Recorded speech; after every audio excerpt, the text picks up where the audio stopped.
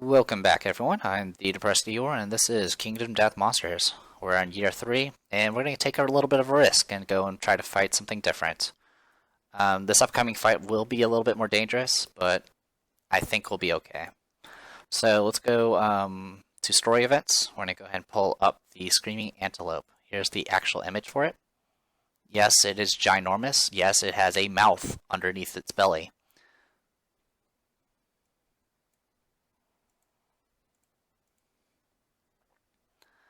There was once a fearsome monster that was trained by the hand to be a steed for the goblin. However, upon smelling its new master, the master's mind shattered and it ran into the unknown, foaming at the mouth and biting the noses off the stone-faced floor.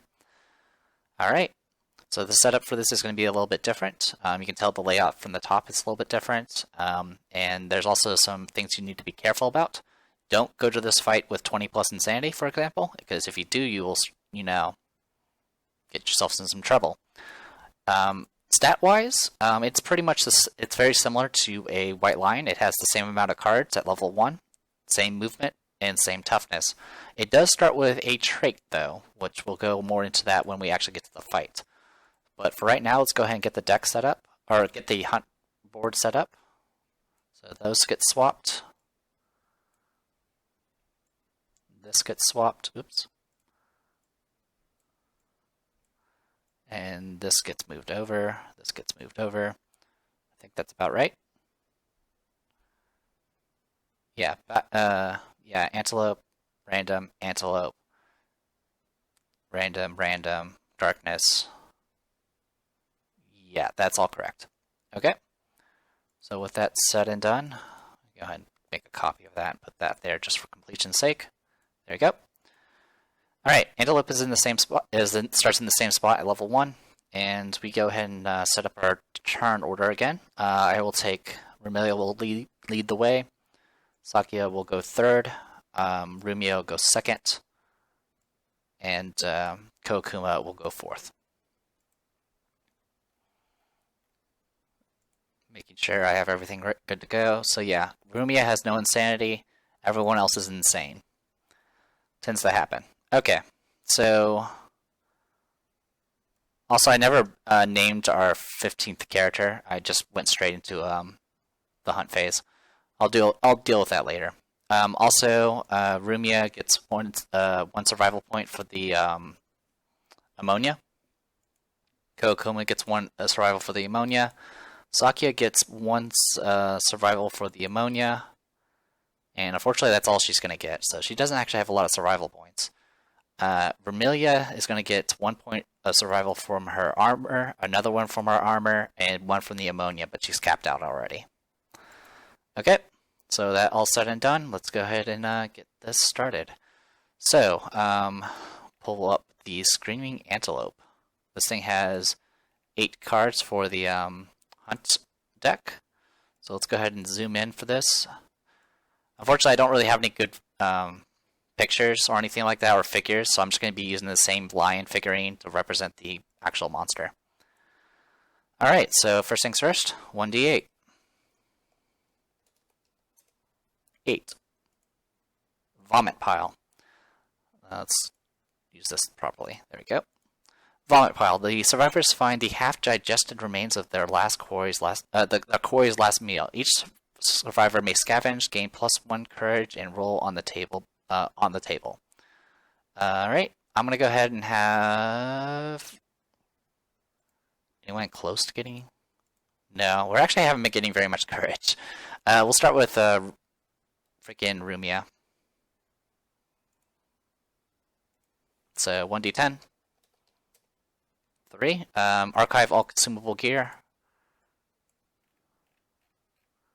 Pretty sure she doesn't have any consumable gear. She doesn't. The only person that has any consumable gear is Rumelia, so I'm probably not going to use her. Alright, let's do Kokuma next. Alright, same thing, nothing happens, because I don't have any consumable gear. Sakya? 7. 7 gets us, you find something undigested and eat it. Gain +1 survival. Awesome. So Sakya does get +1 survival, which is great. She needed it. Also, the people that did scavenge do get +1 courage. Should I risk it for Remelia? I want to say no. I don't want to. I mean, monster grease is cheap. It only costs an organ to get, but since I have so much trouble getting something other than bone, I'm not going to risk it. So at least one person did scavenge, so we don't have to worry about getting a hunt event. So now we go with Rumia. We need to do a regular hunt event for her. 10. That sounds foreboding. Harvester. This event cannot be rerolled or avoided in any way. The ground quakes violently as a colossal worm bursts from the ground beneath the survivors, its skin a mosaic of screaming faces. The mere sight of it is maddening. All survivors suffer 1 brain event damage. If any survivor has noisy gear, the harvester is drawn to the sound and they are instantly devoured whole. All other survivors must spend 1 survival or be devoured. Devoured survivors are dead, gone forever with no hope of recovery. I don't think anyone has noisy gear. Thankfully, I didn't make that harp. Looking. Okay, we're good. Oh, also, I needed to set proficiencies. Let me do that. Sorry about that. Sword, and Sakia has bow. There we go. Anyway, so all of us just have to spend 1 survival point, so everyone's going to do that right here, right now. Which sucks, because we're now down 1 less survival, but it's... Yeah, we managed to pull that. We managed to pull through. If someone had that harp, they would be dead right now, and there would have been nothing we could do about it. Saki has next. It's another 1d8.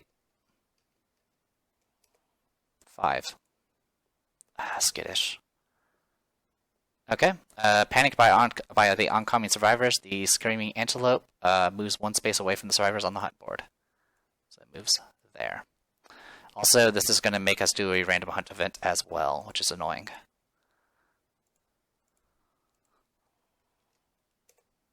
$83.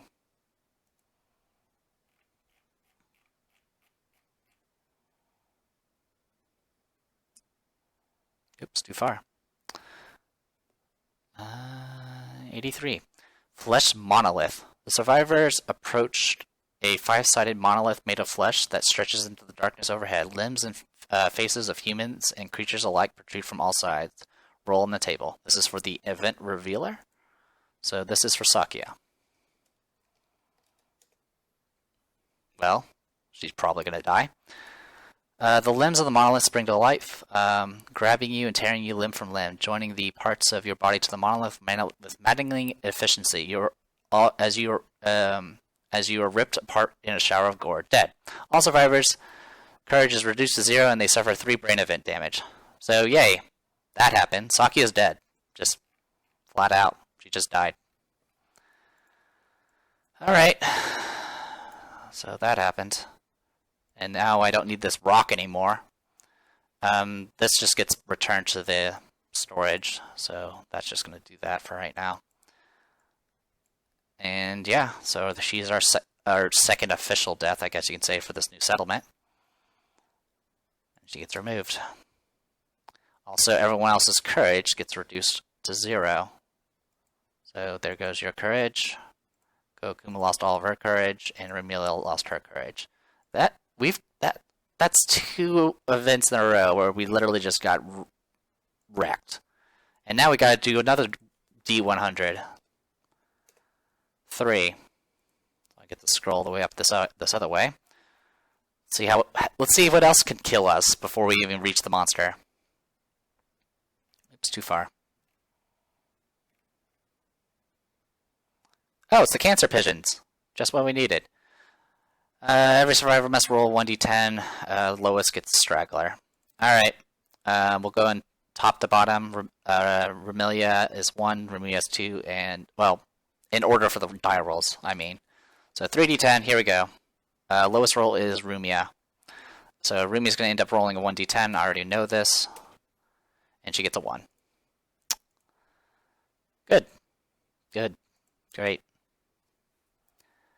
Fantastic. Alright. Running and flailing wildly, you suddenly find yourself panicking alone. The waiting cancer pigeons descend and mercilessly peck your back. Their happy cooing fills your head with horror. Your body is stricken with cancerous illness. You cannot gain survival. Record this impairment. The other survivors find you balled up and weeping on the ground. Alright. So, Rumia can no longer gain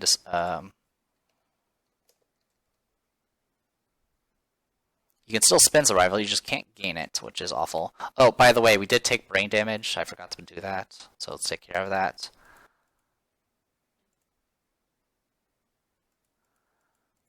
In fact, let me check a few things. We took brain event damage from the harvester as well. So let's go ahead and tick that off as well. Wow. We're going to probably die from the antelope. Because we just took 4 brain event damage. So no one has any insanity to defend themselves with. That's really bad for us. Oh, and let me update this properly. There we go. Yeah, this is pretty bad. We might not live through this, and it's going to be pretty costly for us. Alright, well, there's not much we can do about that. I need to mark this for Rumia. Cannot gain survival. Alright, so Rumia is practically useless after this hunt. And good news is we did reach the antelope finally. So there is that. The setup's going to be a little bit different. For one, there's not any default tall grass. But we do get like 30 million acanthus plants. Alright, we get 18 and 17 for our terrain. 17 is an ore vein. 18 is a survivor corpse.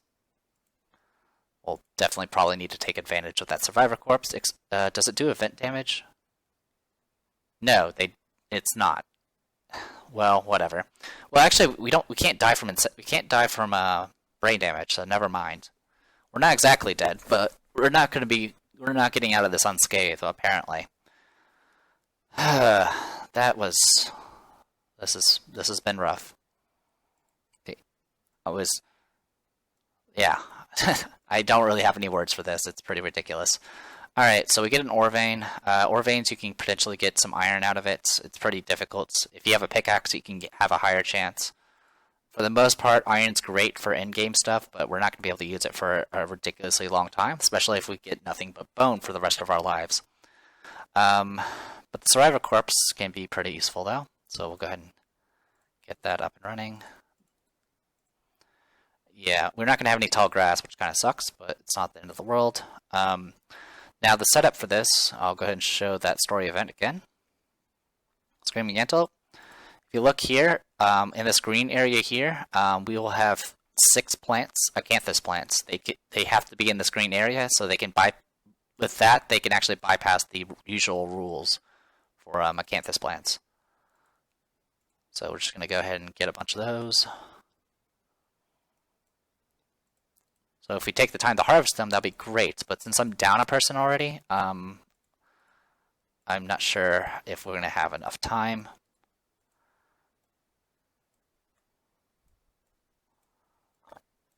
I usually just set them up like this. It's usually easiest. Alright, so that's all been taken care of. Ore vein can be set up 6 spaces away from all other terrain, which is like right there. And then the survivor corpse, 6 spaces away from all other terrain. Good stuff for us. We'll have I'll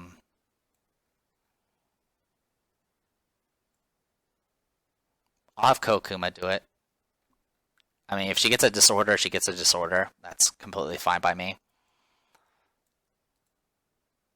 Now it says if you boost through the... I'm going to assume if I start on it, it's going to count. So I'll go ahead and trigger the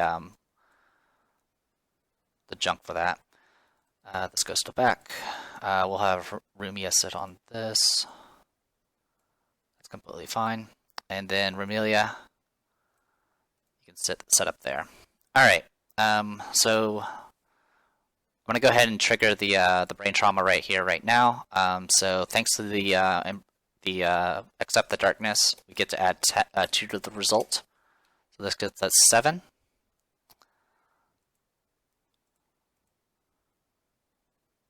Lunacy, gain a random disorder, and 1d5 insanity.